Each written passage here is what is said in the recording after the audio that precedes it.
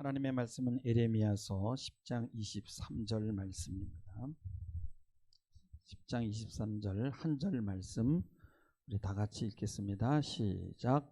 여호와여, 내가 알거니와 사람의 길이 자신에게 있지 아니하니 걸음을 지도함이 걷는 자에게 있지 아니하니이다. 아멘. 할렐루야. 오늘 2021년 마지막 주일입니다. 여러분 참 한 해 동안 수고 많이 하셨고요. 한 해를 마지막으로 보내면서 늘 느끼는 것은 돌아보면 하나님의 은혜였구나 하는 생각입니다.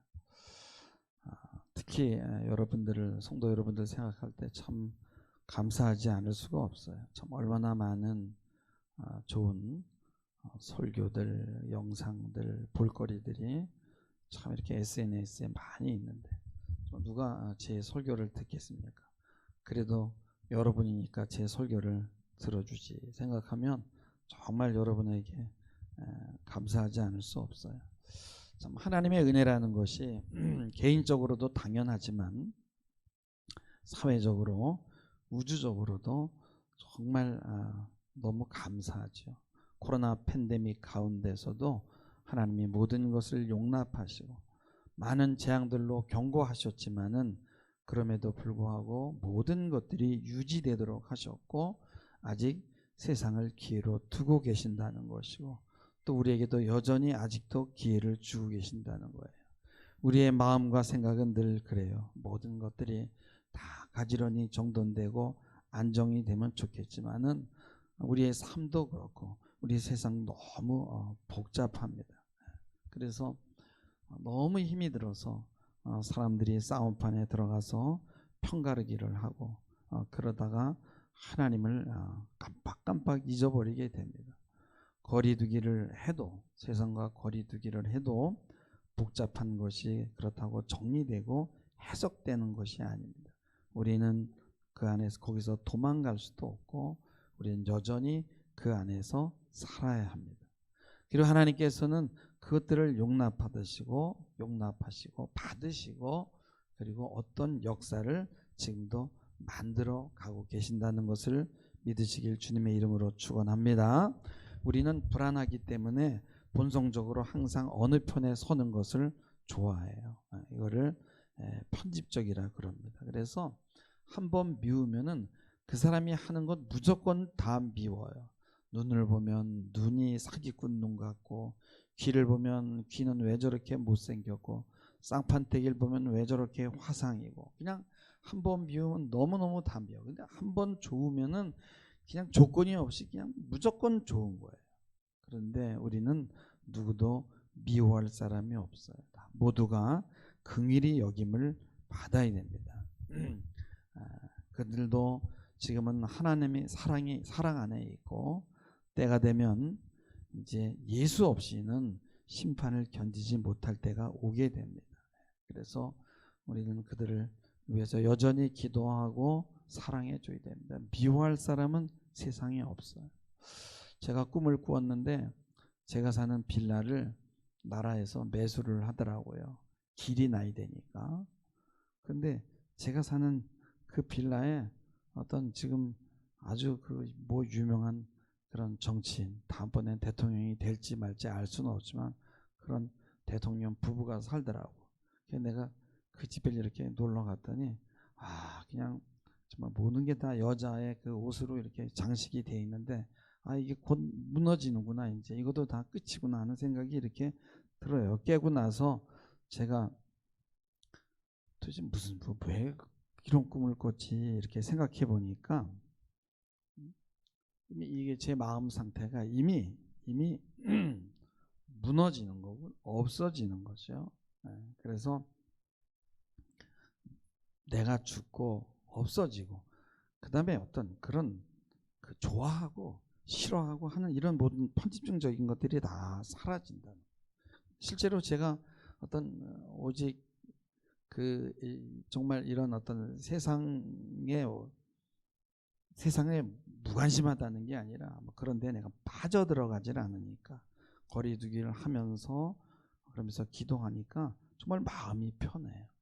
많은 사람들은 가난함과 부유함, 좌파, 우파, 힘 있는 자, 힘 없는 자, 성공한 자, 실패한 자, 금수저, 흙수저.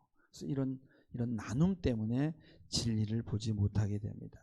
십자가의 진리는 이것을 나누는 것이 아니에요.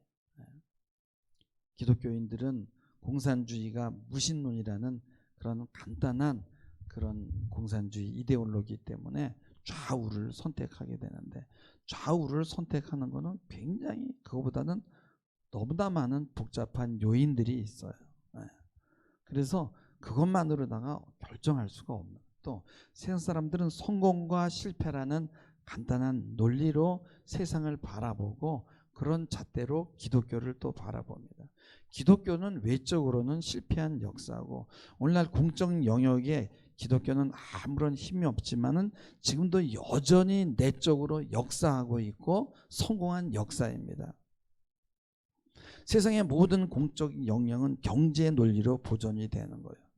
돈이 없으면 모든 것이 낙후됩니다. 돈과 테크놀로지도 결국은 돈이지요. 모든 것을 좌우하는 시대에 우리가 살고 있어요.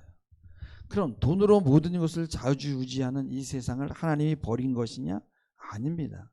아직은 하나님의 영역입니다. 많은 기독교인들도 이런 세상에 들어가서 경제적 활동을 합니다. 좀 더 큰 회사에 들어가거나 또 방송을 통해서 유명한 인사가 된 사람들도 하나님의 은혜로 자신이 여기서 일하고 있다라고 그렇게 고백을 합니다. 하나님의 은혜로 내가 좋은 회사에서 근무하고 있다고 고백을 하는 거예요. 그리고 거기서도 자신이 그리스도임을 고백하는 것입니다. 그래서 세상의 영역도 하나님이 일하시는 장이라는 거예요.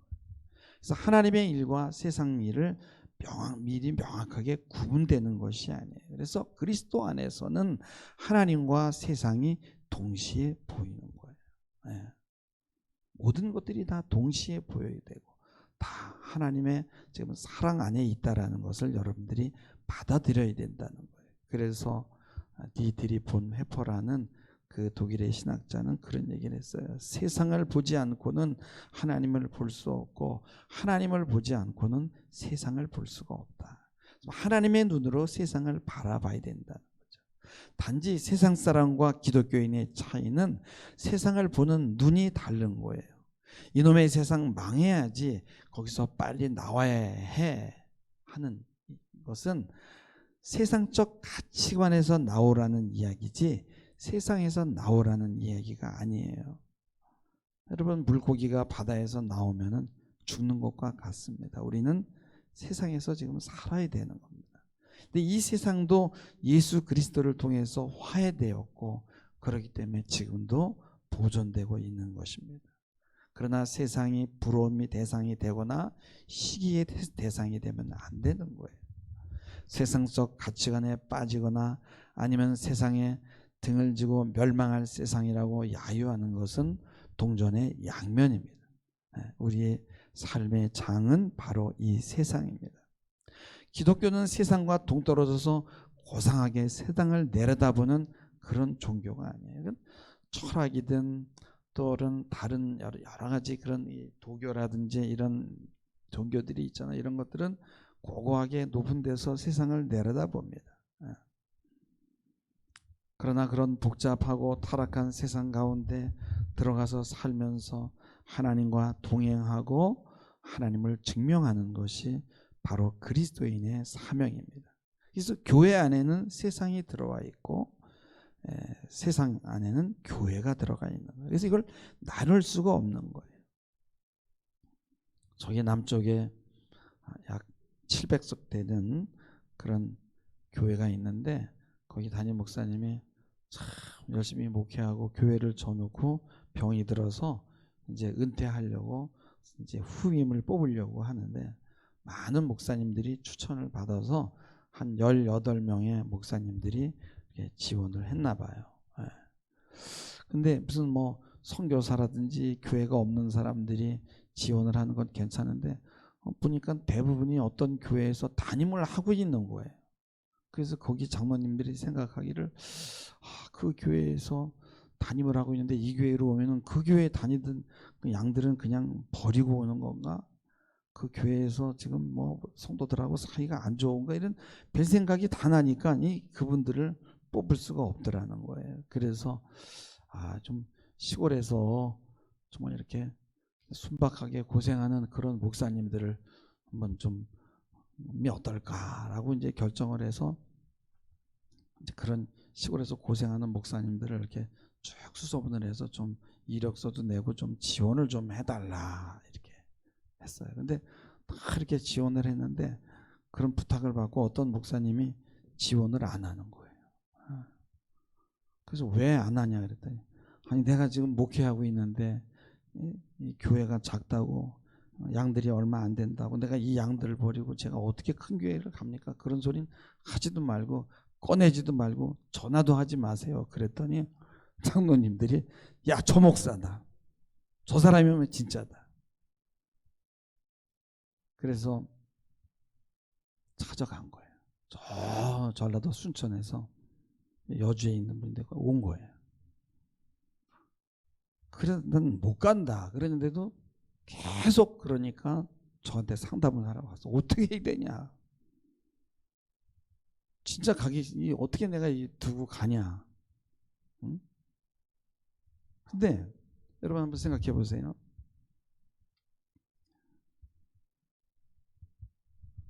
그 교회 장로님들은 뭔가 진실된 거를 찾는 거예요. 진실된 거를.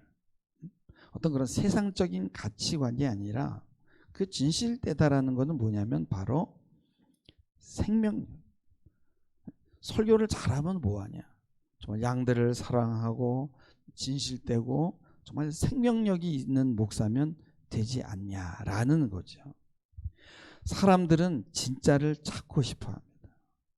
왜 그래? 진짜에는 생명력이 있는 거예요. 이 기독교라는 건 뭐냐면 진짜를 찾는 거예요. 생명을 찾는 거예요. 세상에도 진짜가 있고 가짜가 있어요. 여러분 아무리 멋진 다이아 100개가 있으면 뭐합니까? 진짜 한 개하고 바꾸겠어요? 진짜에는 생명력이 있다라는 거예요. 우리가 진국이라는 이야기를 합니다. 진짜는 진품, 가짜는 짝퉁이라고 그러잖아요. 물건도 진품은 바늘 하나하나에 생명력이 있어요. 짝퉁은 생명력이 없어요. 거기에 진심이 들어가 있지 않고 거기에 이해가 들어가 있고 돈이 들어가 있는 거예요. 탈세상적으로 사는 사람들, 세상은 가짜야, 세상은 망할 거야 라고 그렇게 말을 하는데 더 세상적일 수 있어요. 그러면 이중적인 사람이 되는 것입니다. 탈세상이 아니라 세상 안으로 들어가서 세상에 물들지 않고 거기서 생명력을 유지하는 것. 이것이 진정한 크리스찬임을 믿으시길 주님의 이름으로 축원합니다. 세상에 살면서 세상에 휩쓸리지 않고 기독교적인 세계관으로 이 세상을 해석하고 이 세상을 살아내는 사람들이 기독교인이에요. 그리고 우리는 그 세상 가운데서 우리와 함께 하시는 하나님을 체험해야 되는 거예요. 그래서 오늘 말씀 10장 23절에 보면은 여호와여 내가 알거니와 인생의 길이 자기에게 있지 아니하니 걸음을 지도함이 걷는 자에게 있지 아니하니이다. 인생의 길이 자기에게 있지 않으니까 사람들은 이것을 운명론으로 해석할 수가 있어요. 그러나 이것은 운명론이 아니에요. 운명론은 내 의지와 내 뜻이 적용되는 범위가 극히 제한되는. 그렇지가 않습니다. 제 후배는 정말 제가 고등학교 때부터 같이 했던 그 후배인데 늘 지휘자가 되는 꿈을 꿨어요. 그래서 어디 가서 밥을 먹다가도 음악이 나오면은 젓가락을 들고 흔들고 나는 지휘자가 돼야 돼. 난 지휘자가 될 거야. 그러더니 그 꿈이 이루어지는 거예요. 물론 기독교인이죠. 그 부모들도 기도하는 분들이고 결국은 유학을 가고 뭘 하고 해서 정말 아주 훌륭한 지휘자가 되고 뭐 유명한 대학의 교수가 되는 걸 봤어요. 근데 문제는 자기 의지가 너무 강해서 자신의 힘으로 그 뜻을 이루었다고 믿으면 바로 여기가 하나님의 주권을 무시하는 지점입니다. 오늘날 세상이 그런 거예요. 하나님 없이 다 할 수 있다. 이게 바로 세상적인 가치관이에요. 그리고 세상의 고통이 바로 여기에서 오는 것입니다. 모든 걸음에 하나님의 지도함이 있는데 그것을 인정하지 않는 것입니다. 그래서 그 걸음을 지도함이 걷는 자에게 있는 게 아니라 하나님과 함께 지도를 받으면서 간다는 거예요. 어느 길로 가야 되지요? 그러면 그 음성을 듣고 주님의 지도를 받고 길을 가는 것입니다. 우리는 우리의 삶을 내가 조정하고 내가 노력해서 만들어 가야 된다. 그리고 그것이 주체적인 인간이라고 합니다. 근데 여러분, 그런 인간은 없어요. 결국은 보이지 않는 힘과 보이지 않는 무엇의 영향을 안 받는 사람이 없거든요. 그래서 완전한 주체성이라는 것은 없어요. 심지어는 그 자기가 자란 문화나 그런 가정, 그런 거에서 다 부모의 영향을 안 받는 사람이 어디 있겠습니까? 그리고 지금도 받고 있는 거죠. 그래서 하나님 안에서 동행하는 것, 하나님과 함께 동행하는 것이 바로 지혜입니다. 하나님을 떠나 내 마음대로 살 수 있다는 것은 좋아 보입니다. 그러나 여러분, 하나님을 떠나서 나가보세요. 집을 떠나서 한번 나가보세요. 잘 때가 있나요? 이상한 사람들이 덤벼들기 시작하지 않겠어요? 나가면은요, 광야입니다. 허허 벌판입니다. 울타리가 없어요. 거기에는 우는 사자와 늑대들이 기다리고 있는 거예요. 예레미야 선지자는 말씀합니다. 내가 알거니와라고 말합니다. 인생의 길을 살아놓고 보니까 나에게 있는 것이 아니고 하나님이 그 걸음을 친히 인도하셨구나 알게 된다는 거예요. 잠언서 16장 9절에 보면은 사람이 마음으로 자기의 길을 계획할지라도 그 걸음을 인도하시는 이가 여호와라는 거예요. 그래도 우리는 계획을 해야 됩니다. 시편 기자는 37장 5절에 보면은 너의 길을 여호와께 맡기라 저를 의지하면 저가 이루시고 그랬어요.